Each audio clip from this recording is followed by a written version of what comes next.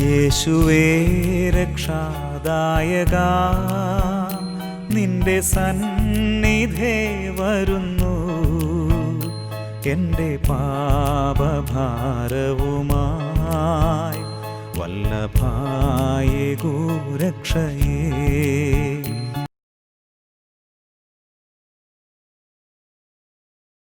പ്രാർത്ഥനയോടെ ആരാധനയ്ക്കായി നമുക്ക് ഒരുങ്ങാം. നമുക്ക് പ്രാർത്ഥിക്കാം.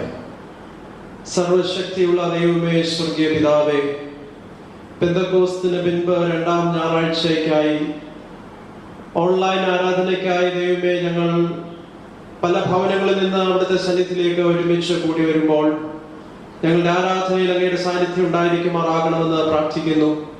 പരിസ്ഥിതി ഞായറായി കൊണ്ടാടുന്ന ഈ ദിവസത്തിൽ അങ്ങയുടെ സാന്നിധ്യം ഞങ്ങളോടും ഞങ്ങളെ സൃഷ്ടിച്ചാക്കിയിരിക്കുന്ന ഈ ഭൂമിമേലുള്ള ഞങ്ങളുടെ ഉത്തരവാദിത്വത്തോടു കൂടി ഇരിക്കുമാറാകണമേ. ഈ ആരാധനയിൽ ആദ്യോടന്തം അങ്ങയുടെ സാന്നിധ്യം ഉണ്ടായിരിക്കണമേ. യേശുവിന്റെ നാമത്തിൽ പ്രാർത്ഥിക്കുന്നു, കേൾക്കണമേ.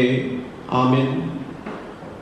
കർത്താവിന്റെ നാമസ്തുതിക്കായി ജ്ഞാനകീർത്തനത്തിൽ 141 കീർത്തനം നമുക്കെല്ലാവർക്കും ചേർന്ന് പാടാം. കീർത്തനം 141.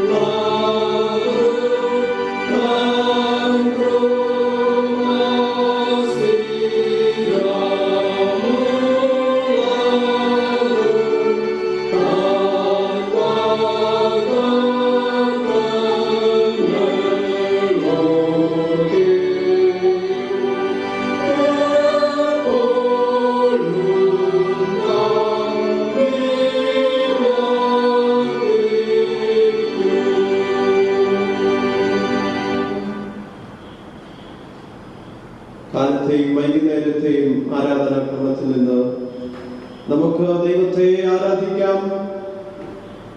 ദൈവം ആത്മാവാകുന്നു. അവനെ നമസ്കരിക്കുന്നവർ ആത്മാവിലും സത്യത്തിലും നമസ്കരിക്കണം. നമ്മുടെ പിതാവായ ദൈവത്തിങ്കൽ നിന്നും കർത്താവായ യേശു ക്രിസ്തുവിങ്കൽ നിന്നും നിങ്ങൾക്ക് കൃപയും സമാധാനവും ഉണ്ടാകട്ടെ. ഇത് യഹോവയുണ്ടാക്കിയ ദിവസം. ഇന്ന് നാം സന്തോഷിച്ച് ആനന്ദിക്കാം. ഭൂമിയും അതിന്റെ പൂർണ്ണതയും യഹോവയ്ക്കുള്ളതാകുന്നു. കർത്താവേ, ഞങ്ങളുടെ അധരങ്ങളെ തുറക്കേണമേ. പിതാവിനും പുത്രനും പരിശുദ്ധാത്മാവിനും മഹത്വം ഉണ്ടാകട്ടെ.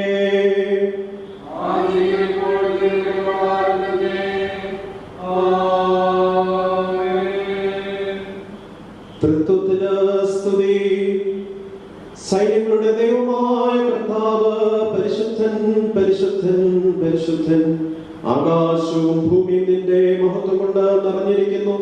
മഹോന്നതനായ കർത്താവേ, നിനക്ക് മഹത്വം ഉണ്ടാകട്ടെ.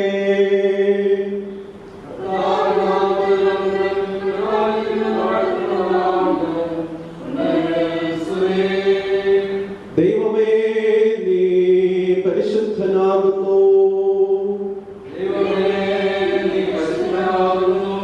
സർവശക്തനേ, നീ പരിശുദ്ധൻ ആകുന്നു. മരണമില്ലാത്തവനേ, നീ പരിശുദ്ധനാകുന്നു.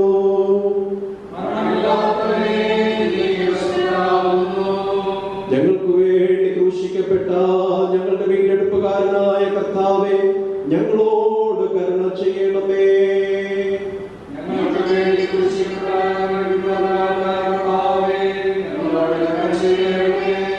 പരിശുദ്ധാത്മാവായ കർത്താവേ, ഞങ്ങളോട് കരുണ ചെയ്യണമേ.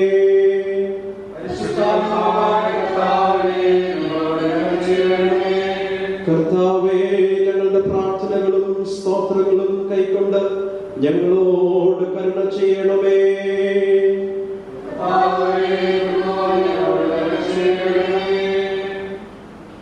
സർവശക്തനായ ദൈവമേ, ഞങ്ങളുടെ കർത്താവായ യേശുക്രിസ്തു മുഖാന്തരം ഞങ്ങളുടെ ആരാധനയും സ്തോത്രവും തിരുമുമ്പാകെ അർപ്പിക്കുന്നതിനായി ഞങ്ങൾ നിന്റെ സന്നിധിയിലേക്ക് വന്നിരിക്കുന്നു. ഞങ്ങളുടെ പാപങ്ങളെ പരമാർത്ഥമായി ഏറ്റുപറയുന്നതിനും മറ്റുള്ളവർക്കും ഞങ്ങൾക്കും വേണ്ടി പ്രാർത്ഥിക്കുന്നതിനും ഞങ്ങളെ സഹായിക്കണമേ.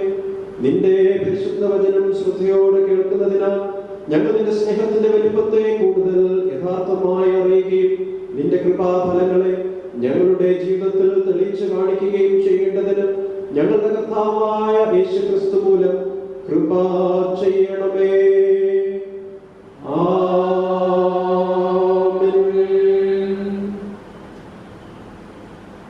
നമുക്ക് പാപമില്ല എന്ന് നാം പറയുന്നുവെങ്കിൽ നമ്മെ തന്നെ വഞ്ചിക്കുന്നു. സത്യം നമ്മിൽ ഇല്ലാതെയായി നമ്മുടെ പാപങ്ങളെ ഏറ്റുപറയുന്നുവെങ്കിൽ അവൻ നമ്മോട് പാപങ്ങളെ ക്ഷമിച്ച് സകല അനീതിയും പോക്കി നമ്മെ ശുദ്ധീകരിക്കുവാൻ തക്കവണ്ണം വിശ്വസ്തനും നീതിമാനുമാകുന്നു. ഞാൻ എഴുന്നേറ്റ് അപ്പന്റെ അടുക്കൽ ചെന്ന് അവനോട്, അപ്പാ, ഞാൻ സ്വർഗത്തോടും നിന്നോടും പാപം ചെയ്തിരിക്കുന്നു. ഇനി നിന്റെ മകൻ എന്ന പേരിന് ഞാൻ യോഗ്യനല്ല എന്ന് പറയും. ദൈവരാജ്യം സമീപിച്ചിരിക്കുന്നു. മാനസാന്തരപ്പെട്ട് സുവിശേഷത്തിൽ വിശ്വസിക്കുവിൻ. നമുക്കുള്ള മഹാപുരോഹിതൻ നമ്മുടെ ബലഹീനതകളിൽ സഹതാപം കാണിപ്പാൻ കഴിയാത്തവനല്ല. പാപമൊഴികെ സർവ്വത്തിലും നമുക്ക് തുല്യമായി പരീക്ഷിക്കപ്പെട്ടവനത്രേ നമുക്കുള്ളത്. ആകയാൽ നമുക്ക് മുട്ടുകുത്തി മൗനമായി നമ്മെ തന്നെ ശോധന ചെയ്യാം.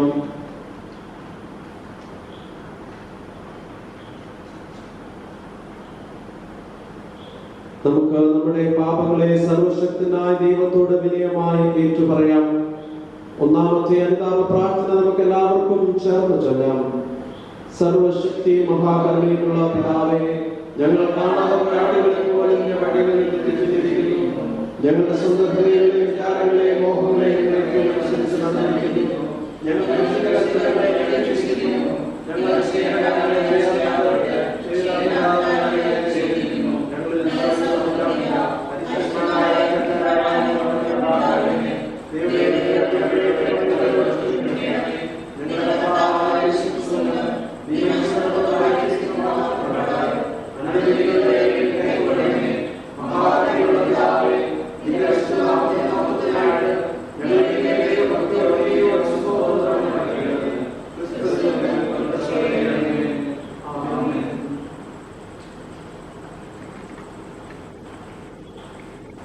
എപ്പോഴും കരുണയുണ്ടാകുകയും ക്ഷമിക്കുകയും ചെയ്യുന്ന സ്വഭാവവും ലക്ഷണവുമുള്ള ദൈവമേ, ഞങ്ങളുടെ താഴ്മയുള്ള അപേക്ഷകളെ കൈക്കൊള്ളണമേ.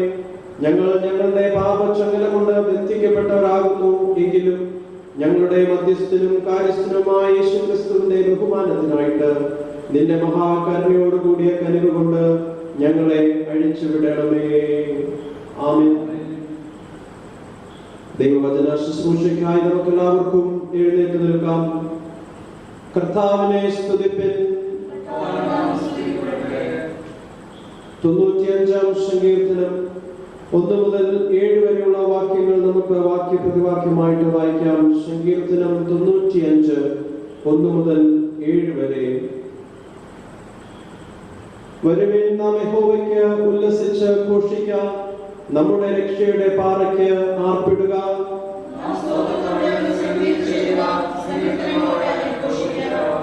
യഹോവ മഹാദൈവമല്ലോ, അവൻ സകല ദേവന്മാർക്കും മീതെ മഹാരാജാവ് തന്നെ.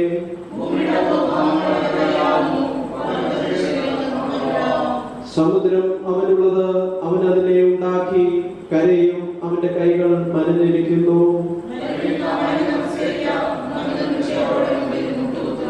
അവൻ നമ്മുടെ ദൈവമാകുന്നു, നാമോ അവൻ മേയ്ക്കുന്ന ജനവും അവന്റെ കൈകളിലെ ആടുകളും തന്നെ. പിതാവിനും പുത്രനും പരിശുദ്ധാത്മാവിനും മഹത്വം ഉണ്ടാകട്ടെ, ആദ്യം മുതലേക്കുള്ള പ്രകാരം തന്നെ. ആമേൻ. പെന്തക്കോസ്തിന് പിൻപ് 2-ാം ഞായറാഴ്ചയിലേക്ക് തിരഞ്ഞെടുക്കപ്പെട്ടിരിക്കുന്ന പ്രത്യേക പ്രാർത്ഥന പരിസ്ഥിതി ന്യായം, വീണ്ടെടുപ്പിനായുള്ള സൃഷ്ടിയുടെ പരിദേവനം. സർവ സൃഷ്ടിയുടെയും സൃഷ്ടാവും വീണ്ടെടുപ്പുകാരനുമായ ദൈവമേ, ഞങ്ങളെ വിമോചിപ്പിച്ച് സ്വാതന്ത്ര്യത്തിലേക്ക് നയിച്ച് ഞങ്ങളെ പാപവിമുക്തരാക്കുന്ന നിന്റെ കൃപയ്ക്കായി ഞങ്ങൾ നിനക്ക് സ്തോത്രം ചെയ്യുന്നു. വീണ്ടെടുപ്പിനായി നൽകിക്കൊണ്ടിരിക്കുന്ന സൃഷ്ടിയുടെ കാര്യവിചാരകരായിരിക്കുവാൻ നിന്റെ വിമോചന ശക്തിയാൽ ഞങ്ങളെ ബലപ്പെടുത്തണമെന്ന് നിന്നോടും പരിശുദ്ധാത്മാവിനോടും കൂടെ ഏകദൈവമായി കാലാവസാനം കൂടാതെ ജീവിച്ചു വാഴുന്ന യേശു ക്രിസ്തു മൂലം ഞങ്ങൾ അപേക്ഷിക്കുന്നു. ആമേൻ. എല്ലാവർക്കും ഇരിക്കാം. ഇപ്പോൾ വേദഭാഗങ്ങൾ വായിക്കുന്നതാണ്.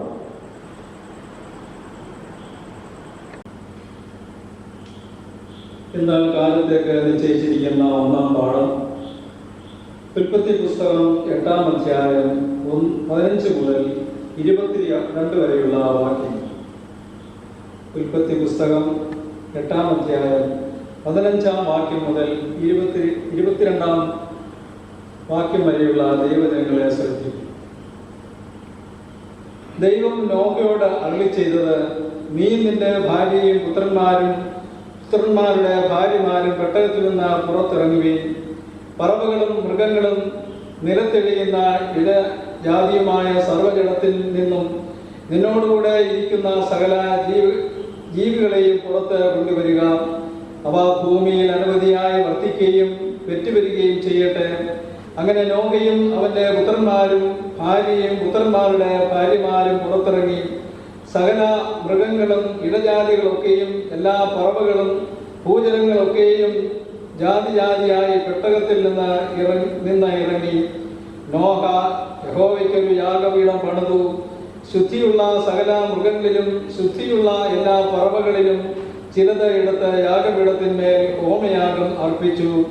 യഹോവ സൗരഭ്യവാസന മണത്തപ്പോൾ യഹോവ തന്റെ ഹൃദയത്തിൽ അരുളി ചെയ്തത്, ഞാൻ മനുഷ്യന്റെ നിമിത്തം ഇനി ഭൂമിയെ ശപിക്കയില്ല. മനുഷ്യന്റെ മനോനിരൂപണം ബാല്യം മുതൽ ദോഷമുള്ളതാകുന്നു. ഞാൻ ചെയ്തതുപോലെ സകല ജീവികളെയും ഇനി നശിപ്പിക്കയില്ല.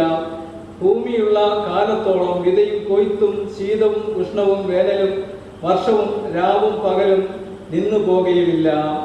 ഇങ്ങനെ ഇവിടെ 1-ാം പാഠം അവസാനിക്കുന്നു.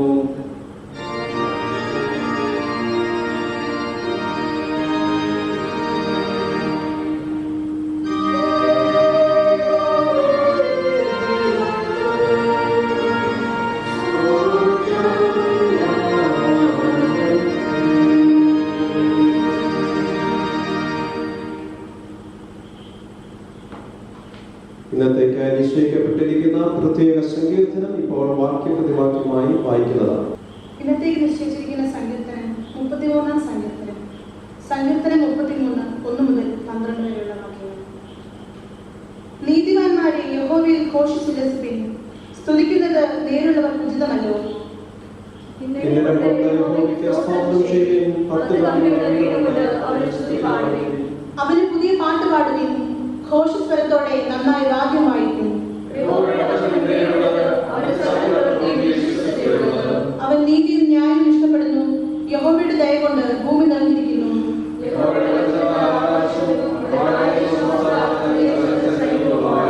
അവൻ സമുദ്രത്തിലെ വെള്ളത്തെ കൂമ്പാരമായി കൂട്ടുന്നു. അവൻ ആഴുകളെ ഭണ്ഡാരഗ്രഹങ്ങളിൽ സംഗ്രഹിക്കുന്നു.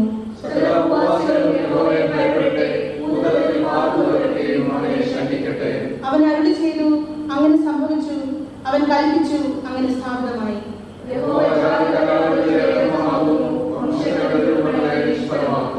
യഹോവയുടെ ആലോചന ശാശ്വതമായി, അവന്റെ ഹൃദയ വിചാരങ്ങൾ തലമുറ തലമുറയായി നിൽക്കുന്നു.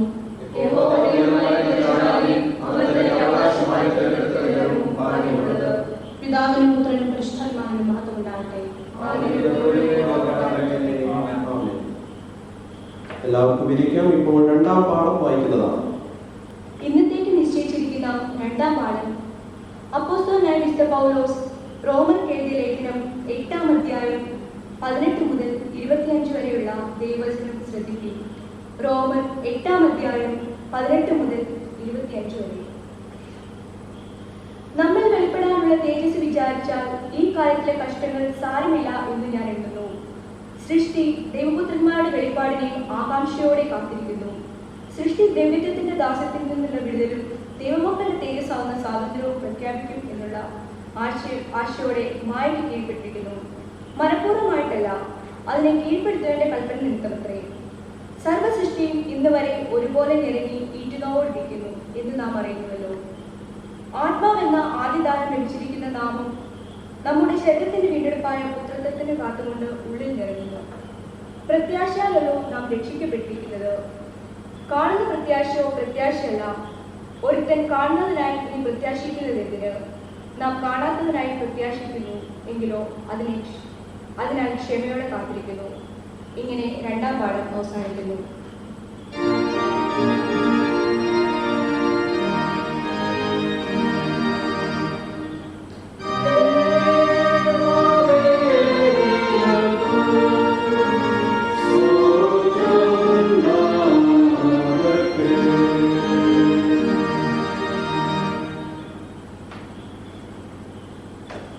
വിശുദ്ധ സുവിശേഷം വിശുദ്ധ മത്തായി എഴുതിയ സുവിശേഷം 6-ാം അധ്യായം 25 മുതൽ 32 വരെയുള്ള ദൈവവചനം ശ്രദ്ധിപ്പിൻ.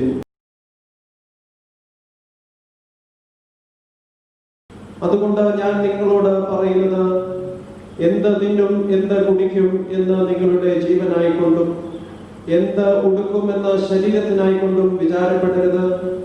ആഹാരത്തെക്കാൾ ജീവനും ഉടുപ്പിനേക്കാൾ ശരീരവും വലുതന്നെയോ? ആകാശത്തിലെ പറവുകളെ നോക്കുവിൻ. അവ വിതയ്ക്കുന്നില്ല, കൊയ്യുന്നില്ല, കളപ്പുരയിൽ കൂട്ടി വയ്ക്കുന്നതും ഇല്ല. എങ്കിലും സ്വർഗ്ഗസ്ഥനായ നിങ്ങളുടെ പിതാവ് അവയെ പുലർത്തുന്നു. അവയേക്കാൾ നിങ്ങൾ ഏറ്റവും വിശേഷതയുള്ളവരല്ലയോ? വിചാരപ്പെടുന്നതിനാൽ തന്റെ നീളത്തോട് ഒരു മുഴം കൂട്ടുവാൻ നിങ്ങളിൽ ആർക്ക് കഴിയും? ഉടുപ്പിനെ കുറിച്ച് വിചാരപ്പെടുന്നതും എന്ത്? വയലിലെ താമര എങ്ങനെ വളരുന്നു എന്ന് നിരൂപിപ്പിൻ. അവ അധ്വാനിക്കുന്നില്ല, നൂൽക്കുന്നതുമില്ല. എന്നാൽ ശലോമോൻ പോലും തന്റെ സർവ്വമഹത്വത്തിലും ഇവയിൽ ഒന്നിനോളം ചമഞ്ഞിരുന്നില്ല എന്ന് ഞാൻ നിങ്ങളോട് പറയുന്നു. ഇന്നുള്ളതും നാളെ അടുപ്പിലിടുന്നതുമായ വയലിലെ പുല്ലിനെ ദൈവം ഇങ്ങനെ ചമയിക്കുന്നു എങ്കിൽ അല്പവിശ്വാസികളെ നിങ്ങളെ എത്രയധികം. ആകയാൽ നാം എന്ത് തിന്നും എന്ത് കുടിക്കും എന്ത് ഉടുക്കും എന്നിങ്ങനെ നിങ്ങൾ വിചാരപ്പെടരുത്.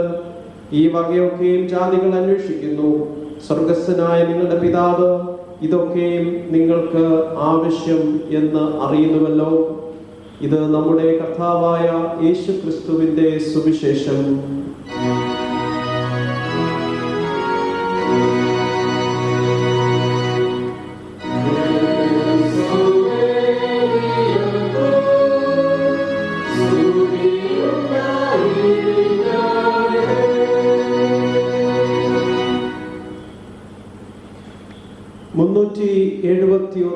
കീർത്തനം നമുക്കെല്ലാവർക്കും ചേർന്ന് പാടാം. കീർത്തനം 3:7-1.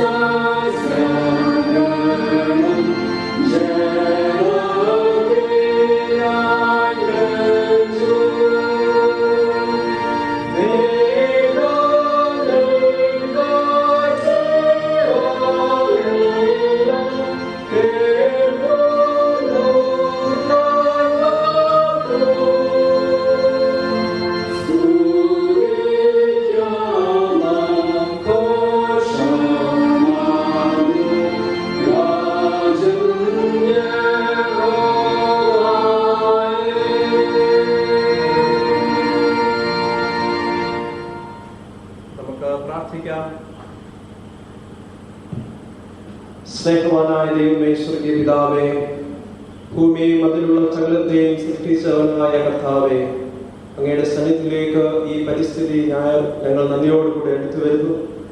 ഭൂമിയിൽ ഞങ്ങളെ അവശേഷിപ്പിച്ചിരിക്കുന്നതിനായും ഭൂമിയിൽ ജീവിക്കുവാനായിട്ടുള്ള അവസരം നൽകുന്നതിനായും ഞങ്ങൾ അങ്ങേക്ക് സ്തോത്രം കരേറ്റുന്നു. വചന ശുശ്രൂഷയിൽ അങ്ങയുടെ സാന്നിധ്യം ഉണ്ടായിരിക്കണമേ. പിതാവിന്റെയും പുത്രന്റെയും പരിശുദ്ധാത്മാവിന്റെയും നാമത്തിൽ തന്നെ ആമേൻ. വളരെ വ്യത്യസ്തമായ ഒരു സാഹചര്യത്തിലാണ് നാം ഇപ്രകാരം ഒരുമിച്ച് കൂടി ഒരു ഓൺലൈൻ ആരാധനയായിട്ട് ക്രമീകരിച്ചിരിക്കുന്നത്. ഇന്ന് ദേവാലയം തുറക്കുവാനായി സർക്കാരിന്റെ അനുമതി ഉണ്ടെങ്കിലും അതിൽ പല നിയന്ത്രണങ്ങൾ ഉള്ളതുകൊണ്ട് നാം ഇപ്രകാരം ഓൺലൈനായി ആലയത്തിൽ നിന്ന് തന്നെ ഈ ആരാധന ക്രമീകരിച്ച് നിങ്ങളുടെ ഭവനങ്ങളിൽ ആരാധിക്കുവാൻ വേണ്ടി ഒരു അവസരം ഇപ്രകാരം ഒരുക്കാം എന്ന് കരുതി അതിന്റെ ഭാഗമായിട്ടാണ് ആലയത്തിൽ വെച്ച് ഇപ്രകാരമുള്ള ഒരു ആരാധന ക്രമീകരിച്ച് നിങ്ങളുടെ സമക്ഷം കൊണ്ടുവരുന്നത്. നേരത്തെ പറഞ്ഞതുപോലെ ഇന്ന് പരിസ്ഥിതി ഞായറാണ്. വീണ്ടെടുപ്പിനായുള്ള സൃഷ്ടിയുടെ പരിദേവനം എന്നതാണ് ഇന്നത്തെ ചിന്താവിഷയം. വീണ്ടെടുപ്പിനായി സൃഷ്ടി ഞരങ്ങിക്കൊണ്ടിരിക്കുന്നു എന്ന് പറഞ്ഞാൽ ഇന്ന് സൃഷ്ടിക്ക് കേടുപാടുകൾ സംഭവിച്ചിട്ടുണ്ട് എന്നർത്ഥം. സൃഷ്ടി അതിന്റെ ഉദ്ദേശശുദ്ധി പൂർണ്ണമായും നിറവേറ്റുന്നില്ല എന്ന് ഈ ചിന്താവിഷയം നമ്മെ ഓർമ്മിപ്പിക്കുന്നു. അതിന്റെ കാരണം മനുഷ്യന്റെ നിർവിചാര പ്രവൃത്തിയാണ്. മനുഷ്യന്റെ ഉത്തരവാദിത്വം ഇല്ലായ്മയാണ്. മനുഷ്യൻ സ്വാർത്ഥത കൊണ്ട് ഭൂമിയിലുള്ള വിഭവങ്ങളെ ചൂഷണം ചെയ്യുന്നു. മനുഷ്യന്റെ അമിത ഭോഗാസക്തി, അവന്റെ ധാരാളിത്തം സൃഷ്ടിക്ക് തന്നെ ഹാനികരമായിട്ട് തീരുന്നു. അത് സൃഷ്ടിയെ നശിപ്പിക്കുകയത്രേ ചെയ്യുന്നത്. അങ്ങനെ നശീകരണ പാതയിലായിരിക്കുന്ന സൃഷ്ടിയുടെ പരിദേവനത്തെ കുറിച്ചാണ് ചിന്താവിഷയം നമ്മെ ഓർമ്മിപ്പിക്കുന്നത്. എന്തിനുള്ള പരിദേവനമാണ്? വീണ്ടെടുപ്പിനായുള്ള പരിദേവനമാണ് സൃഷ്ടിയുടേത്. സൃഷ്ടിയുടെ നശീകരണത്തിന് കാരണം, നശീകരണ പാതയിലേക്ക് സൃഷ്ടി പോകുന്നതിന്റെ കാരണം മനുഷ്യനാകുന്നുവെങ്കിൽ സൃഷ്ടിയുടെ വീണ്ടെടുപ്പും മനുഷ്യനുമായി ബന്ധപ്പെട്ടാണ് ഇരിക്കുന്നത്. അതുകൊണ്ടാണ് റോമർക്കെഴുതിയ ലേഖനത്തിൽ 8:19 ഇപ്രകാരം പറയുന്നു: സൃഷ്ടി ദൈവപുത്രന്മാരുടെ വെളിപ്പാടിനെ ആകാംക്ഷയോടെ കാത്തിരിക്കുന്നു. ദൈവപുത്രന്മാർ വെളിപ്പെടണം. ഇത് നമ്മുടെ എല്ലാവരുടെയും പ്രത്യാശയാണ്. ഇപ്പോൾ അതിന്റെ പ്രക്രിയ നടന്നുകൊണ്ടിരിക്കുക മാത്രമേ ചെയ്യുന്നുള്ളൂ. അത് ഇതുവരെയും പൂർണ്ണമായിട്ടില്ല. പൂർണ്ണമാകുന്നത് ക്രിസ്തുവിന്റെ വരവിങ്കലാണ്. ക്രിസ്തുവിന്റെ വരവിങ്കൽ മരിച്ചവർ അക്ഷയരായി ഉയർത്തെഴുന്നേൽക്കുമെന്നും ജീവനോടെ ശേഷിക്കുന്നവർ രൂപാന്തരപ്പെടുമെന്നും വേദപുസ്തകം സാക്ഷിക്കുന്നു. ഇത് ഈ ക്രിസ്തുവിന്റെ വരവിങ്കൽ സംഭവിക്കുന്നത് മനുഷ്യർക്ക് മാത്രം സംഭവിക്കുന്ന ഒരു രൂപാന്തരമല്ല എന്നും വേദപുസ്തകം പറയുന്നുണ്ട്. കാരണം അവസാന നാളിൽ യോഹന്നാൻ നിന്നുകൊണ്ട് കാണുന്നു, ഞാനിതാ പുതിയ ആകാശവും പുതിയ ഭൂമിയും കാണുന്നു എന്ന് യോഹന്നാൻ അപ്പോസ്തലൻ പറയുകയാണ്. ആകാശത്തിനും ഭൂമിക്കും ഉണ്ട് ഒരു പുതുമ, അല്ലെങ്കിൽ ഒരു പുതുക്കം. ആകാശത്തിനും ഭൂമിക്കും ഉണ്ട്, മനുഷ്യന് മാത്രമല്ല സൃഷ്ടിക്കും രൂപാന്തരം സംഭവിക്കുന്നു. എന്നാൽ അത് മനുഷ്യന്റെ വീണ്ടെടുപ്പുമായിട്ടാണ് ഈ സൃഷ്ടിക്ക് ഉണ്ടാകുന്ന രൂപാന്തരം എന്ന വസ്തുത പൗലോസ് അപ്പോസ്തലൻ വെളിപ്പെടുത്തുകയാണ്. മനുഷ്യന്റെ വീണ്ടെടുപ്പ് സാധ്യമായി തീരുമ്പോൾ സൃഷ്ടിയുടെ വീണ്ടെടുപ്പും സാധ്യമായി തീരും. എന്നാൽ ഈ ഇടക്കാലയളവിൽ സൃഷ്ടിക്ക് ആശ്വാസമായി തീരുന്നത് ഉത്തരവാദിത്വത്തോടുകൂടെയുള്ള മനുഷ്യന്റെ സമീപനമാണ്. മനുഷ്യൻ ഉത്തരവാദിത്വത്തോടുകൂടെ പെരുമാറുമ്പോൾ സൃഷ്ടിക്ക് ആശ്വാസമായിരിക്കും. നാം ചിന്താവിഷയമായി ഓർത്തത്, സൃഷ്ടി രോദനം ചെയ്യുന്നു, പരിദേവനം ചെയ്യുന്നു, ഞരങ്ങിക്കൊണ്ടിരിക്കുന്നു, കരഞ്ഞുകൊണ്ടിരിക്കുന്നു. എന്തിനു വേണ്ടിയാണ്? മനുഷ്യന്റെ ഉത്തരവാദിത്വത്തോടുകൂടെയുള്ള സമീപനത്തിന് വേണ്ടി സൃഷ്ടി വാഞ്ചയോടുകൂടെ ആയിരിക്കുന്നു. ഉത്തരവാദിത്വത്തോടുകൂടെ പ്രവർത്തിക്കുവാൻ മനുഷ്യന് കഴിയണമെങ്കിൽ അവന് വേണ്ടുന്നതാണ് ദൈവരാജ്യ ദർശനം. ദൈവരാജ്യ ദർശനങ്ങൾക്ക് അനുസൃതമായി ജീവിക്കുമ്പോൾ മാത്രമേ നാശം കുറഞ്ഞിരിക്കുകയുള്ളൂ. അപ്പോൾ മാത്രമേ സൃഷ്ടിക്ക് നാശം ഉണ്ടാകാതിരിക്കുകയുള്ളൂ. അതിന് വേണ്ടുന്നത് എന്താണ്? യേശു പഠിപ്പിച്ചതായിട്ടുള്ള ദൈവവചനത്തിൽ പറയുന്നത്, അതിന് ഏറ്റവും അടിസ്ഥാനപരമായി വേണ്ടുന്നതാണ് മിതത്വശീലം. മത്തായിയുടെ സുവിശേഷം 6:25 പറയുകയാണ്, ആകയാൽ എന്ത് തിന്നും എന്ത് കുടിക്കും എന്ന് നിങ്ങളുടെ ജീവനായിക്കൊണ്ടും എന്ത് ഉടുക്കുമെന്ന് ശരീരത്തിനായിക്കൊണ്ടും വിചാരപ്പെടരുത്. ആഹാരത്തെക്കാൾ ജീവനും ഉടുപ്പിനേക്കാൾ ശരീരവും വലുതല്ലയോ? ദൈവരാജ്യം ദർശനം എന്ന് പറയുന്നത് ആഹാരത്തെയും ഉടുപ്പിനെയും ചുറ്റിപ്പറ്റിയുള്ളതല്ല. ദൈവരാജ്യ ദർശനം ആഹാരത്തെയും ഉടുപ്പിനേക്കാൾ ജീവനെയും ശരീരത്തെയും സംബന്ധിച്ചതാണ്. എന്താണ് ഇത് തമ്മിലുള്ള വ്യത്യാസം? ആഹാരവും ഉടുപ്പും ഭൂമിയിൽ നിന്നുള്ള ഉൽപ്പന്നങ്ങളാണ്. എന്നാൽ ജീവനും ശരീരവും ദൈവത്തിന്റെ ദാനമാണ്. ദൈവം മനുഷ്യന് കൊടുത്തിരിക്കുന്ന വലിയ ദാനമാണ് ഈ ജീവൻ. നാം വസിക്കുന്ന നമ്മുടെ ഈ ശരീരം, ഇത് രണ്ടും ദൈവത്തിന്റെ ദാനമാണ്. ആ ജീവനെയും ശരീരത്തെയും വേണം നാം പരിപോഷിപ്പിക്കുവാൻ. ഭൂമിയിൽ നിന്നുള്ള ഉൽപ്പന്നങ്ങളാലല്ല നമ്മുടെ ശരീരത്തെ പരിപോഷിപ്പിക്കേണ്ടത്, നമ്മുടെ ജീവനെ പരിപോഷിപ്പിക്കേണ്ടത്. ദൈവത്തിൽ നിന്ന് ലഭിക്കുന്ന ദാനമായ ആത്മാവിനാൽ ദൈവത്തിന്റെ ദാനമായ ഈ ജീവനെയും ശരീരത്തെയും പരിപോഷിപ്പിക്കണം എന്നാണ് യേശു കർത്താവ് പഠിപ്പിച്ചത്. എന്നാൽ ആഹാരവും ഉടുപ്പും പ്രാധാന്യം അർഹിക്കുന്ന കാര്യം തന്നെയാണ്. അതിനെക്കുറിച്ചുള്ള അമിത ചിന്തയും വിചാരവും പാപമാകുന്നു എന്ന് യേശു കർത്താവ് പഠിപ്പിച്ചു. അതിനെക്കുറിച്ച് നിങ്ങൾ വിചാരപ്പെടരുത് എന്നത്രേ കർത്താവ് പറഞ്ഞത്. അതുകൊണ്ട് അതിനെക്കുറിച്ച് അധികമായി വിചാരപ്പെടുമ്പോൾ അത് നമുക്കും സൃഷ്ടിക്കും ഒരുപോലെ ദോഷം വരുത്തുന്നതായിട്ട് തീരുന്നു. അമിത ചിന്തയും വിചാരവും നിമിത്തമാണ് മനുഷ്യൻ വസ്തുവകകൾ കൂട്ടിവെക്കുന്നത്. അത് പലപ്പോഴും ആർക്കും പ്രയോജനപ്പെടുന്നില്ല എന്നുള്ളതാണ് ഒരു സത്യം. കൂട്ടിവെക്കുന്ന മനുഷ്യൻ തന്നെ പലപ്പോഴും അത് ഉപയോഗിക്കുന്നതുമില്ല. അങ്ങനെ അനാവശ്യമായി അല്ലെങ്കിൽ ആവശ്യത്തിൽ അധികമായി കൂട്ടിവെക്കുന്നത് ദൈവരാജ്യ ദർശനത്തിന് നിരക്കുന്നതല്ല എന്ന് യേശു കർത്താവ് പഠിപ്പിച്ചു. മത്തായിയുടെ സുവിശേഷം 6:32 യേശു കർത്താവ് പറയുകയാണ്, ഈ വകയൊക്കെ ജാതികൾ അന്വേഷിക്കുന്നു, സ്വർഗസ്ഥനായ നിങ്ങളുടെ പിതാവ് ഇതൊക്കെ നിങ്ങൾക്ക് ആവശ്യം എന്ന് അറിയുന്നുവല്ലോ. അപ്പോൾ ഇത് ആവശ്യമില്ലാത്ത കാര്യമല്ല, ഇത് ആവശ്യമുള്ളതാണ്. എന്നാൽ ഇത് ജാതികൾ ഇതിന് പ്രാധാന്യം കൊടുത്ത് അന്വേഷിക്കുന്നു. ജാതികൾ എന്ന് പറയുമ്പോൾ ദൈവത്തെ അറിയാത്ത ജനത്തെയാണ് വേദപുസ്തകത്തിൽ ജാതികൾ എന്നതുകൊണ്ട് അർത്ഥമാക്കുന്നത്. അവർ സുഖലോലുപതയിൽ കഴിയുവാനായിട്ട് ആഗ്രഹിക്കുന്നു. വർഷങ്ങളോളം വേണ്ടുന്നതൊക്കെയും കൂട്ടിവെച്ച് സംഭരിച്ച് അതിൽ മാത്രം രസിച്ച് ജീവിക്കുന്ന ഒരു പറ്റം ആളുകൾ, അവർ ജാതികളാണ്, ദൈവത്തെ അന്വേഷിക്കാത്തവരാണ്. അപ്പോൾ ഈ ലോകത്തിലെ വകകൾ, വസ്തുവകകൾ കൂടുമ്പോൾ പലപ്പോഴും മനുഷ്യൻ ദൈവത്തെ മറന്നു കളയുന്നു.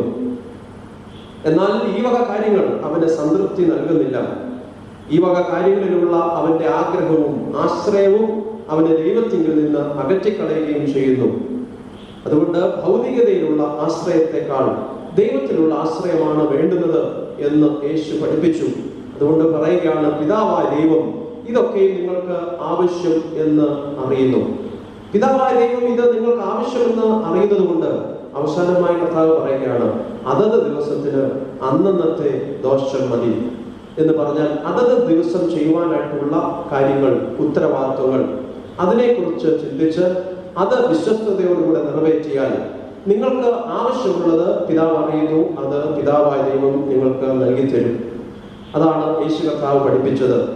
അധ്വാനിക്കാതെ നമുക്ക് ആർക്കും തന്നെ ഈ ഭൂമിയിൽ ജീവിക്കുവാനായിട്ട് കഴിയുകയില്ല. ഓരോ മനുഷ്യനും വ്യത്യസ്തമായ കഴിവുകൾ കൊടുത്തിട്ടുണ്ട്. അത് ഉപയോഗിച്ച് അവൻ അധ്വാനിക്കുകയും പ്രവർത്തിക്കുകയും വേണമെന്നുള്ളത് ദൈവനിശ്ചയമാണ്. അപ്പോൾ ഭൗതികമായിട്ടുള്ള അവന്റെ ആവശ്യങ്ങൾ നിറവേറുമെന്ന് ദൈവം യേശു കർത്താവ് ഉറപ്പ് കൊടുക്കുകയാണ്. അതിനെക്കുറിച്ച് ചിന്തിച്ച് ഭാരപ്പെടേണ്ടുന്നതില്ല എന്ന് യേശു കർത്താവ് പറയുകയാണ്. എന്നാൽ എന്തിനെക്കുറിച്ചാണ് ചിന്തിക്കേണ്ടുന്നത്? എന്തിനെക്കുറിച്ചാണ് ഭാരപ്പെടേണ്ടുന്നത്? അല്ലെങ്കിൽ എന്തിനെയാണ് അന്വേഷിക്കേണ്ടുന്നത്? 33-ാം വാക്യത്തിൽ മത്തായിയുടെ സുവിശേഷം 6:33 യേശു പറയുന്നു, ദൈവത്തിന്റെ രാജ്യവും നീതിയും അന്വേഷിപ്പിൻ. മുമ്പേ അവന്റെ രാജ്യവും നീതിയും അന്വേഷിപ്പിൻ, അതോടുകൂടെ ഇതൊക്കെയും നിങ്ങൾക്ക് കിട്ടും. അപ്പോൾ ഇതാണ് ദൈവരാജ്യ ദർശനം എന്ന് പറയുന്നത്. ദൈവരാജ്യ ദർശനത്തിനനുസരിച്ച് നമുക്ക് ജീവിക്കുവാനായിട്ട് കഴിയുമോ? ഈ ജീവിത മൂല്യങ്ങൾക്ക് അനുസൃതമായി ജീവിക്കുമ്പോൾ മാത്രമേ സൃഷ്ടി നശിക്കാതിരിക്കുകയുള്ളൂ. നാശത്തിന്റെ പാതയിൽ നിന്ന് സൃഷ്ടിക്കൊരു രൂപാന്തരവും വീണ്ടെടുപ്പും അപ്പോൾ മാത്രമേ സാധിക്കുകയുള്ളൂ. ഉദാഹരണമായി പറഞ്ഞാൽ, ഇപ്പോഴത്തെ കോവിഡ് അവസ്ഥ എന്ന് പറയുന്നത് മനുഷ്യന് ഇപ്പോൾ അത്യാവശ്യത്തിന് മാത്രമേ പുറത്തിറങ്ങുവാനായിട്ട് കഴിയുന്നുള്ളൂ. ചുരുക്കം ചിലരെ കൊണ്ട് മാത്രമേ വിവാഹ നടത്തുവാനായിട്ട് സാധിക്കുന്നുള്ളൂ. വലിയ പാർട്ടികൾ നടത്താമെന്ന് വിചാരിച്ചാൽ അത് സാധിക്കുന്നില്ല. കൂടിവരവുകൾക്കായിട്ട് ഒത്തുകൂടുവാനും കഴിയുന്നില്ല. അതുകൊണ്ട് മിക്കയിടങ്ങളിലും ധാരാളിത്തം കുറഞ്ഞു വരികയാണ്.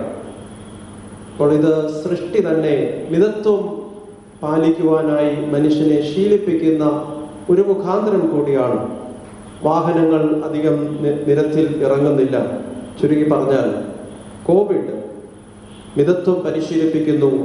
ഫലമോ ഭൂമിക്ക് മാറ്റമുണ്ടാകുന്നു, പ്രകൃതിക്ക് ഗുണകരമായിട്ടുള്ള മാറ്റങ്ങൾ ഉണ്ടാകുന്നു. പത്രവാർത്തകൾ അത് സ്ഥിരീകരിക്കുന്നുണ്ട്. മലിനീകരണ തോത് മിക്കയിടങ്ങളിലും കുറഞ്ഞതായി ഈ നാളുകളിൽ നാം വായിച്ചു. ഓസോൺ പാളികകളിൽ ഉണ്ടായിരുന്ന വിള്ളലുകൾ അടഞ്ഞതായിട്ട് നാം വായിക്കുകയുണ്ടായി. പുഴകളും തോടുകളും വൃത്തിയാകുന്നതായി നാം കേട്ടു. പക്ഷികളും മൃഗങ്ങളും നീന്തി തുടിക്കുന്നതായിട്ട് നാം കേൾക്കുകയുണ്ടായി. ഇത് എല്ലാം കോവിഡ് ഭൂമിക്ക് കൊണ്ടുവന്ന മാറ്റമാണ്.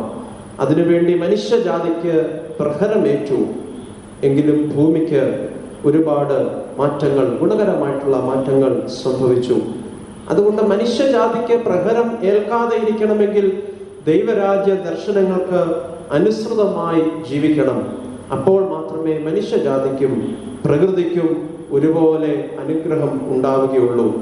നോഹ പെട്ടകത്തിൽ 377 ദിവസം കഴിഞ്ഞു എന്നാണ് പറയുന്നത്. 307 ദിവസം കഴിയണമെങ്കിൽ എത്രമാത്രം ശ്രദ്ധിച്ചായിരിക്കും അവർ ജീവിച്ചത്. വളരെ മിച്ചം പിടിച്ചായിരിക്കും അവർ വിഭവങ്ങളെ ഒക്കെ ഉപയോഗിച്ചത്. ആവശ്യത്തിന് മാത്രമേ ഉപയോഗിച്ച് കാണുകയുള്ളൂ.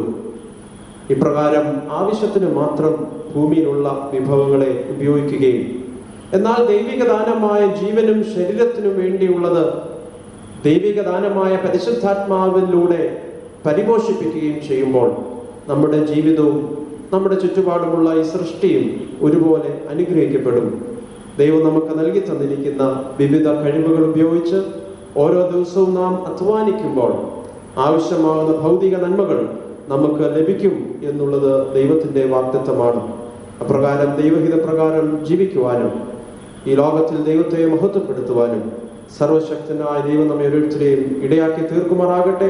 അങ്ങനെ സൃഷ്ടിയെ പരിപാലിക്കുന്ന, സൃഷ്ടിയെ കരുതുന്ന ഒരു ജീവിത ചര്യയിലേക്ക് കടന്നു വരുവാൻ ദൈവം നമ്മെ എല്ലാവരെയും സഹായിക്കുകയും ചെയ്യുമാറാകട്ടെ. സൃഷ്ടി മനുഷ്യന്റെ വീണ്ടെടുപ്പിനായുള്ള സൃഷ്ടിയുടെ പരിദേവനം, വീണ്ടെടുപ്പിനായി സൃഷ്ടി കരയുന്നു. മനുഷ്യനാണ് അതിന് ഉത്തരവാദി. ഈ കാലഘട്ടത്തിൻ്റെ ഉള്ളിൽ സൃഷ്ടിയെ കരുതുന്ന ഒരു ജീവിതക്രമത്തിലേക്ക് കടന്നു വരുവാൻ ഈ പരിസ്ഥിതി ഞായറാഴ്ച അതിനെക്കുറിച്ച് അധികമായി ചിന്തിക്കുവാൻ, പ്രത്യേകിച്ച് ഇന്നത്തെ ഈ കാലഘട്ടത്തിൽ അതിനായി കൂടുതൽ ചിന്തിക്കുവാൻ സർവശക്തനായ ദൈവം നമ്മെ എല്ലാവരെയും ഇടയാക്കി തീർക്കുമാറാകട്ടെ എന്ന് പ്രാർത്ഥിക്കുന്നു. നമ്മെ തന്നെ ദൈവകരങ്ങളിലേക്ക് സമർപ്പിച്ച് പ്രാർത്ഥിക്കാം. സ്നേഹവാനായ ദൈവമേ, സ്വർഗീയ പിതാവേ, തിരുകൃപയിൽ ഞങ്ങളെ ഈ നാളുകൾ വരെയും കൊണ്ടുവന്നിരിക്കുന്നതിനായി സ്തോത്രം. ഞങ്ങൾ അറിഞ്ഞും അറിയാതെയും ഞങ്ങൾ സൃഷ്ടിയെ ചൂഷണം ചെയ്യുന്നവരായി തീർന്നു പോയിട്ടുണ്ട്. ഞങ്ങളുടെ കുറവുകളെയൊക്കെ ക്ഷമിക്കണമേ എന്ന് പ്രാർത്ഥിക്കുന്നു. സൃഷ്ടിക്ക് ഗുണകരമായിട്ടുള്ള രീതിയിൽ ജീവിക്കുവാൻ, മിതത്വം പാലിക്കുവാൻ ഞങ്ങളെ സഹായിക്കണമേ. ദൈവരാജ്യ ദർശനങ്ങൾക്ക് അനുസൃതമായി ജീവിക്കുവാൻ യേശുവെ അവിടുന്ന് പഠിപ്പിച്ചതായിട്ടുള്ള ദൈവരാജ്യ ദർശനങ്ങൾ ഞങ്ങളുടെ ജീവിതത്തിന്റെ ഭാഗമായി തീരുവാൻ സഹായിക്കണമെന്ന് പ്രാർത്ഥിക്കുന്നു. അങ്ങനെ ഞങ്ങളുടെ ജീവിതം കൊണ്ട് അങ്ങ് ആക്കിയിരിക്കുന്ന ഈ ഭൂമിക്കും സൃഷ്ടിക്കും ഒരുപോലെ അനുഗ്രഹദായകമായി തീരുവാൻ ഇടയാക്കണമേ, സഹായിക്കണമേ. യേശുവിന്റെ നാമത്തിൽ ഞങ്ങൾ പ്രാർത്ഥിക്കുന്നു, കേൾക്കണമേ. ആമേൻ. ഇപ്പോൾ പിതാവായ ദൈവത്തിനും പുത്രനായ ദൈവത്തിനും പരിശുദ്ധാത്മാവായ ദൈവത്തിനും സകല ബഹുമാനമഹത്വവും കാലാവസാനം കൂടാതെ ഉണ്ടായിരിക്കുമാറാകട്ടെ. നമുക്ക് നമ്മുടെ വിശ്വാസത്തെ ഏറ്റുചൊല്ലാം. അപ്പോസ്തോലിക വിശ്വാസ പ്രമാണത്തിൽ സർവശക്തിയുള്ള പിതാവായ ആകാശത്തെയും ഭൂമിയെയും സൃഷ്ടിച്ചവനായ ദൈവത്തെ ഞാൻ വിശ്വസിക്കുന്നു. അവന്റെ പുത്രനായ കർത്താവായ യേശുക്രിസ്തുവിനെ ഞാൻ വിശ്വസിക്കുന്നു. ഇവൻ പരിശുദ്ധാത്മാവിനാൽ കന്യകമറിയത്തിൽ പാലിക്കപ്പെട്ട് ജനിച്ചു. പന്തിയോസ് പിലാത്തോസിന്റെ കീഴിൽ കഷ്ടപ്പെട്ടു, ക്രൂശിക്കപ്പെട്ടു, മരിച്ചു, അടക്കപ്പെട്ടു. അവൻ പാതാളത്തിലേക്ക് ഇറങ്ങി, മൂന്നാം ദിവസം മരിച്ചിരുന്നിട്ട് പിന്നെയും ഉയർത്തെഴുന്നേറ്റു. അവൻ സ്വർഗ്ഗത്തിലേക്ക് കയറി സർവശക്തനായ പിതാവായ ദൈവത്തിന്റെ വലത്തുഭാഗത്തിരിക്കുന്നു. അവിടെ നിന്ന് ജീവനുള്ളവരെയും മരിച്ചവരെയും ന്യായവിധിപ്പാൻ ചെയ്യും. പരിശുദ്ധാത്മാവിനെ ഞാൻ വിശ്വസിക്കുന്നു. വിശുദ്ധ കാതോലിക സഭയിലും വിശുദ്ധന്മാരെയും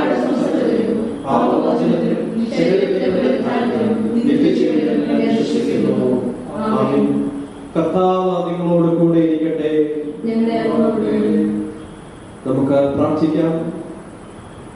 കർത്താവേ, ഞങ്ങളോട് കരുണയുണ്ടാകണമേ. കർത്താവേ, ഞങ്ങളോട് കരുണയുണ്ടാകണമേ. സ്വർഗ്ഗസ്ഥനായ ഞങ്ങളുടെ പിതാവേ, നിന്റെ നാമം പൂജിക്കപ്പെടണമേ. നിന്റെ രാജ്യം വരണമേ. നിന്റെ ഇഷ്ടപ്രകാരം പോലെ ഭൂമിയിലുമാകണമേ. ഞങ്ങൾക്ക് ആവശ്യമുള്ള ആഹാരം തരണമേ. ഞങ്ങളുടെ കടക്കാരോട് ശിക്ഷിക്കുന്നത് പോലെ ഞങ്ങളുടെ കടങ്ങളെ ഞങ്ങളോട് ശിക്ഷിക്കണമേ. ഞങ്ങളെ രക്ഷിക്കണമേ. ദുഷ്ടതയിൽ നിന്ന് ഞങ്ങളെ രക്ഷിക്കണമേ. രാജ്യവും ശക്തിയും മഹത്വവും എന്നേക്കും നിനക്കുള്ളതല്ലോ. ആമേൻ. സമയം പ്രാർത്ഥനയ്ക്കായിട്ട് നമുക്ക് സമയം വർദ്ധിപ്പിക്കാം. ഒരു പ്രാവശ്യം കൂടെ ദൈവസന്നിധിയിൽ അടുത്ത് വരുവാനും ദൈവത്തെ ആരാധിപ്പാനും നമുക്ക് ലഭിച്ച അവസരത്തിനായി ദൈവത്തിന് സ്തോത്രം ചെയ്യാം.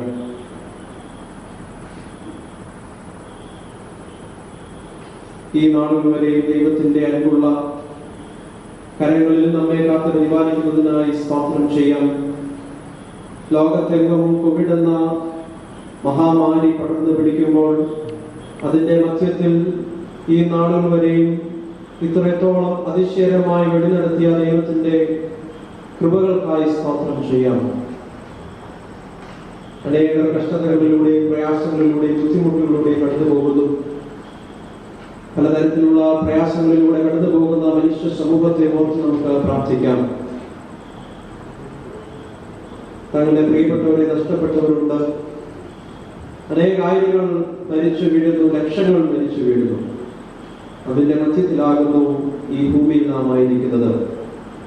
ഈ ലോകം നമുക്ക് ശാശ്വതമായിട്ടുള്ള അവകാശമല്ല, പാർപ്പിടമല്ല എന്നും ദൈവജനം നമ്മെ ഓർപ്പിക്കുന്നു. ആകയാൽ നിത്യമായി നിലനിൽക്കുന്ന കർത്താവിന്റെ സുവിശേഷത്തിൽ ആശ്രയിച്ചും വിശ്വസിച്ചുകൊണ്ട് നിത്യമായി നിലനിൽക്കുന്നതിന് വേണ്ടി ജീവിക്കുവാൻ, അതിനുവേണ്ടി നാം ഓരോരുത്തരും നമ്മുടെ വിശ്വാസത്തെയും നമ്മുടെ പ്രത്യാശയും മുറുകെ പിടിക്കുവാൻ ഇടയാക്കണമേ എന്ന് നമുക്ക് പ്രാർത്ഥിക്കാം. ദൈവം നമുക്ക് നൽകി തരുന്ന ഒരവസരത്തിനായി സ്തോത്രം ചെയ്യാം. കർത്താവിന്റെ സന്നിധിയിലേക്ക് അടുത്ത് വരുവാനും ദൈവവചനം കേൾക്കുവാനും രൂപാന്തരം പ്രാപിക്കുവാനും ലഭിക്കുന്ന അവസരങ്ങൾക്കായി സ്തോത്രം ചെയ്യാം. കർത്താവിന്റെ ദൈവരാജ്യ ദർശനങ്ങൾക്ക് അനുസൃതമായി ജീവിക്കാനായിട്ടുള്ള രൂപാന്തരം നമ്മുടെ ജീവിതങ്ങളിൽ നൽകി തരുമാറാകണമേ എന്ന് നമുക്ക് പ്രാർത്ഥിക്കാം. യാതൊന്നിനെ കുറിച്ചും നിങ്ങൾ വിചാരപ്പെടേണ്ടുന്നതില്ല, യാതൊന്നിനെയും നിങ്ങൾ ഭയപ്പെടേണ്ടുന്നതില്ല എന്ന് കർത്താവ് പഠിപ്പിക്കുകയുണ്ടായി. ദൈവത്തിൽ അടിസ്ഥാനമായ ആശ്രയം വെച്ച് ജീവിക്കുമ്പോൾ ഈ ലോകത്തിലുള്ള മഹാമാരികളൊന്നും തന്നെ നിങ്ങളെ തകർക്കുകയില്ല എന്ന് ഓർമ്മിപ്പിക്കുന്ന ദൈവജനത്തിനായി സ്തോത്രം ചെയ്യാം. ദൈവത്തിന്റെ വാഗ്ദത്തങ്ങളിൽ പൂർണ്ണമായി ആശ്രയിച്ചുകൊണ്ട് മുൻപോട്ട് ജീവിക്കാം. നമ്മെ ഓരോരുത്തരെയും സഹായിക്കണമേ എന്ന് നമുക്ക് പ്രാർത്ഥിക്കാം. നമ്മുടെ സഭയെ ഓർത്തുകൊണ്ട് പ്രാർത്ഥിക്കാം. എല്ലാ കുടുംബങ്ങൾക്കായി നമുക്ക് പ്രാർത്ഥിക്കാം. പലതരത്തിലുള്ള ആവശ്യഭാരങ്ങളിൽ കഴിയുന്ന ആളുകളുണ്ടല്ലോ, എല്ലാവരെയും നമുക്ക് ഓർത്തുകൊണ്ട് പ്രാർത്ഥിക്കാം. കിടക്കയിലായിരിക്കുന്ന പ്രിയപ്പെട്ടവരുണ്ട്, മാതാപിതാക്കൾ ക്ഷീണതയിലായിരിക്കുന്നവരുണ്ട്, എല്ലാവരെയും ഓർത്തുകൊണ്ട് നമുക്ക് പ്രാർത്ഥിക്കാം. ആശുപത്രിയിലായിരിക്കുന്ന നമ്മുടെ പ്രിയപ്പെട്ടവർക്കായി പ്രത്യേകം പ്രാർത്ഥിക്കാം. സൗഖ്യം പ്രാപിച്ച് ഭവനങ്ങളിലേക്ക് മടങ്ങി വരുവാൻ ഇടയാക്കണമേ എന്ന് നമുക്ക് അപേക്ഷിക്കാം. നമുക്ക് ഓരോരുത്തർക്കും നൽകി തരുന്ന ജീവിത അവസ്ഥയ്ക്കുള്ളിൽ മറ്റുള്ളവരെ ഓർക്കുവാനും കരുതുവാനും അവർക്ക് വേണ്ടി പ്രാർത്ഥിക്കുവാനും ഒക്കെ നമ്മുടെ സമയം വേർതിരിക്കാൻ സഹായിക്കണമേ എന്ന് നമുക്ക് അപേക്ഷിക്കാം. നമ്മുടെ ചെറുതു വലുതുമായ സകല ആവശ്യങ്ങളിലേക്ക് പ്രകടിപ്പിച്ചുകൊണ്ട് പ്രാർത്ഥിക്കാം. ഈ ദേശത്തെങ്ങും സമാധാനം വർദ്ധിച്ചു വളരുവാൻ ഇടയാക്കണമേ എന്ന് നമുക്ക് പ്രാർത്ഥിക്കാം. ദേവാലയങ്ങൾ തുറക്കുവാനും ആരാധനകൾ നടത്തുവാനുമുള്ള സ്വാതന്ത്ര്യം ലഭിക്കുവാനും ജീവിതാവസ്ഥകൾ മാറുവാനും എല്ലാം ഇടയാക്കണമേ എന്ന് നമുക്ക് പ്രാർത്ഥിക്കാം. സാമ്പത്തിക ഞെരുക്കം അനുഭവിക്കുന്നതിന് പ്രത്യേകമായി നമുക്ക് ഓർക്കാം. അവസരങ്ങൾ ലഭിക്കുവാൻ, അവസ്ഥകൾ മാറുവാൻ, ജോലിക്കുള്ള അവസരങ്ങളൊക്കെ ഉണ്ടാകുവാൻ ഇടയാകണമേ എന്ന് നമുക്ക് പ്രത്യേകമായി അപേക്ഷിക്കാം. പ്രയാസങ്ങൾ ഞെരുക്കങ്ങളിൽ കഴിയുന്നവർക്ക് വേണ്ടി പ്രത്യേകമായി നമുക്ക് അവരെ ഓർക്കുകയും പ്രാർത്ഥിക്കുകയും ചെയ്യാം. എത്രയും വേഗം ആലയത്തിൽ ഒരുമിച്ച് കൂടി വന്ന് ദൈവത്തെ ആരാധിക്കുവാനായിട്ടുള്ള അവസരവും ഉണ്ടാകണമേ എന്ന് നമുക്ക് ദൈവത്തോട് മുട്ടിപ്പായി അപേക്ഷിക്കാം. നമ്മുടെ മഹാനവയ്ക്ക് വേണ്ടി പ്രാർത്ഥിക്കാം. അധ്യക്ഷ തിരുമേനിക്ക് വേണ്ടി പ്രാർത്ഥിക്കാം, ഓഫീസേഴ്സിന് വേണ്ടി പ്രാർത്ഥിക്കാം, എല്ലാ പട്ടക്കാരെയും സഭാ ശുശ്രൂഷകരെയും ഓർത്തുകൊണ്ട് നമുക്ക് അപേക്ഷിക്കാം. മഹയുടെ കീഴിലുള്ള എല്ലാ സഭകൾക്കായും നമുക്ക് പ്രാർത്ഥിക്കാം. ഈ നാളുകളിൽ എല്ലാവരും ഓൺലൈൻ ആരാധനയുമായിട്ടൊക്കെ മുമ്പോട്ട് പോകുമ്പോൾ ചിലയിടങ്ങളിൽ ആരാധനയ്ക്കായി ആലയങ്ങൾ തുറന്നിരിക്കുമ്പോൾ എല്ലാ സഭകളെയും ഒരുപോലെ അനുഗ്രഹിക്കുമാറാകണമെന്നും അവരുടെ വിശ്വാസ ജീവിതത്തിൽ പതറാതെ മുമ്പോട്ട് പോകുവാൻ വഴി നടത്തണമേ എന്ന് നമുക്ക് അപേക്ഷിക്കാം.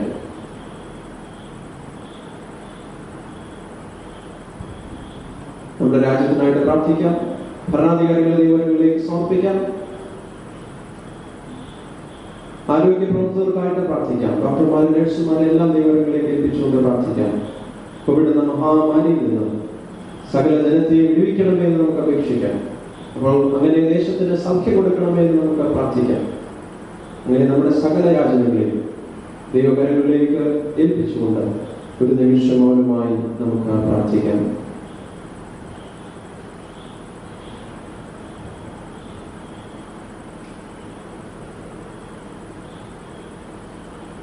സർവശക്തിയുള്ള ദൈവമേ, ഈ സമയത്തെ മനസ്സോടെ ഞങ്ങളുടെ പൊതുവായ അപേക്ഷകളെ കഴിപ്പാൻ ഞങ്ങൾക്ക് കൃപ തന്നിരിക്കുന്നു. 2 or 3 പേർ നിന്റെ നാമത്തിൽ കൂടുമ്പോൾ അവരുടെ അപേക്ഷകളിൽ പ്രകാരം നൽകുമെന്ന വാഗ്ദത്തം ചെയ്തിരിക്കുന്നു. ഇപ്പോൾ കർത്താവേ, നിന്റെ അടിയാരുടെ ആഗ്രഹങ്ങളെയും അപേക്ഷകളെയും ഞങ്ങൾക്ക് ഏറ്റവും ഉപകാരമാകുമെന്നും നിവൃത്തി വരുത്തി ഇഹലോകത്തിൽ സത്യത്തിന്റെ പരിജ്ഞാനവും പരലോകത്തിൽ നിത്യജീവനും ഞങ്ങൾക്ക് തരയണമേ. ആമേൻ. അറിയിപ്പുള്ളത് പറഞ്ഞുകൊള്ളട്ടെ. ഇന്നു മുതൽ ആലയങ്ങൾ തുറക്കുവാൻ സർക്കാർ അനുമതി തന്നിട്ടുണ്ട് എങ്കിലും ധാരാളം പരിമിതികളും നിയന്ത്രണങ്ങളും ഉള്ളതിനാൽ ജൂൺ 30 ശേഷം മാത്രമേ ആലയം തുറക്കുന്ന കാര്യം തീരുമാനിക്കുകയുള്ളൂ.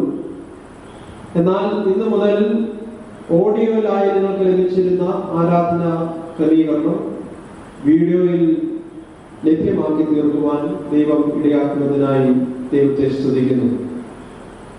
ഈ നാളുകളിൽ ചിലരെങ്കിലും ദശാംശവും ഞായർ സ്തോത്ര കാഴ്ചയും പിറന്നാൾ വിവാഹ വാർഷിക സ്തോത്ര കാഴ്ചകളും മറ്റുള്ള സംഭാവനകളും പാഴ്സനേജിൽ കൊണ്ടുവന്ന് സമർപ്പണമായി തന്നുകൊണ്ടിരുന്നു. ഇന്നു മുതൽ ഈ ആരാധനയിൽ പങ്കെടുക്കുന്ന നിങ്ങളെ എല്ലാവരെയും സഭയ്ക്ക് കൊടുക്കുവാനായിട്ട് ഉദ്ദേശിക്കുന്ന വിവിധ സ്തോത്രാർപ്പണങ്ങൾ വീട്ടിൽ തന്നെ കരുതി വയ്ക്കുവാനും ആലയം തുറക്കുന്നതായിട്ടുള്ള അവസരത്തിൽ അത് കൊണ്ടുവന്ന് സമർപ്പിക്കുകയും ചെയ്യുവാനായിട്ട് ആഹ്വാനം ചെയ്യുന്നു. അടുത്ത ആഴ്ചയുടെ ഈ ആരാധനയിൽ നാം പതിവായി ചെയ്തു വരുന്നത് പോലെയുള്ള ജന്മദിന വിവാഹ വാർഷിക പ്രാർത്ഥനകൾ ഓൺലൈൻ വഴിയായി ഉണ്ടായിരിക്കുന്നതാണ്. ആർക്കെങ്കിലും ഈ സൗകര്യം ലഭിക്കുന്നില്ല എന്ന് ആരെങ്കിലും അറിയുന്നുവെങ്കിൽ അവരുടെ പേരും വീട്ടുപേരും ഫോൺ നമ്പറും അയച്ചു തന്നാൽ തീർച്ചയായിട്ടും അവരെ ഈ ഗ്രൂപ്പിൽ ഉൾപ്പെടുത്തുകയും ഈ ക്രമീകരണം അവർക്കും ലഭ്യമായി തീരുമാനിടയാവുകയും ചെയ്യും. അതിൽ നിങ്ങളുടെ എല്ലാവരുടെയും സഹകരണം ഉണ്ടായിരിക്കണം, നിങ്ങളുടെ ശ്രദ്ധ ഉണ്ടായിരിക്കണം എന്നും അറിയിച്ചു കൊള്ളട്ടെ.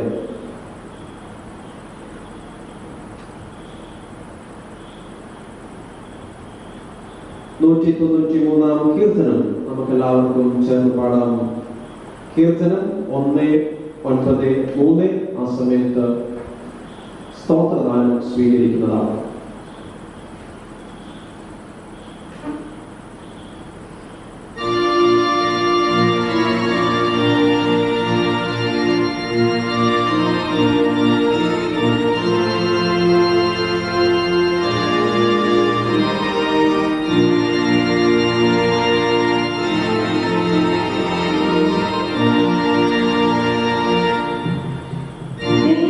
ദൈവത്തിൻ പരിപാലനം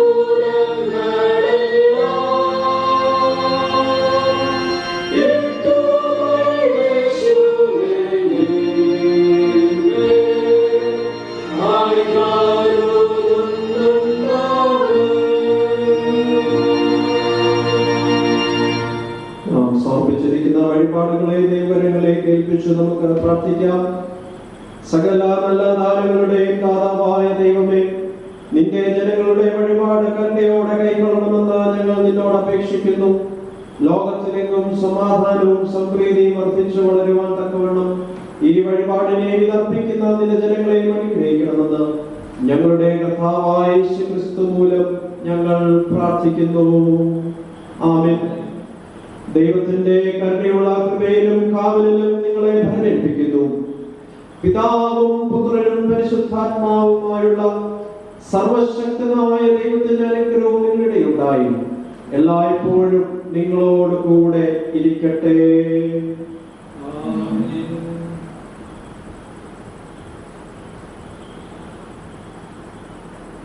സമാപന ഗീതമായി 240-ാം ഗീതം നമുക്കെല്ലാവർക്കും ചേർന്ന് പാടാം. ഗീതം 240.